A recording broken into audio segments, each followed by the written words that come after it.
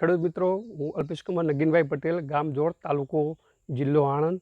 અત્યારે હું મારા ખેતરમાં કેળોના ઊભા પાકમાં ઊભા છીએ. અમે આ જમીનમાં અમે વર્ષોથી ખેતી કરીએ છીએ. 2021માં અમે ઓર્ગેનિક ચાલુ કર્યું હતું. એ વર્ષે અમને થોડું રિઝલ્ટ મળ્યું હતું.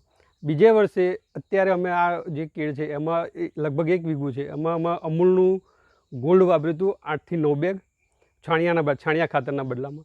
એની જોડે અમૂલનું પાવર વાપર્યું હતું અને બીજા એના અમૂલના લિક્વિડ જે ખાતરો આવે છે, ફોસ્ફોરિસ ને બેક્ટેરિયા, એ અમે આમાં વાપર્યા હતા.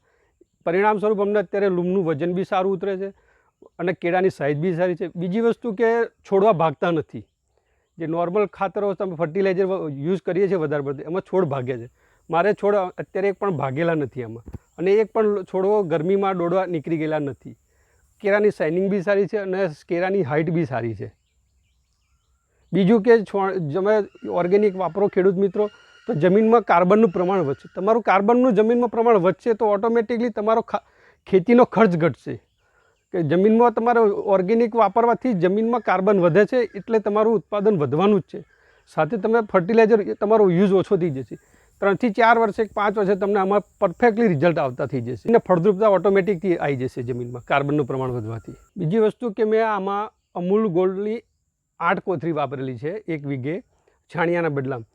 પ્લસ એની જોડે અમે અમૂલનું પાવર પ્લસ જે દાણાદાર આવે છે એ વાપરેલું છે. બીજું કે DAPના બદલામાં અમે ફોસ્ફોરિસ કે જે અમૂલનું આવે છે લીટર પેકિંગ, એ ને બીજા NPKના બેક્ટેરિયા અમે એને ટાઈમસર એને આપતા રહે.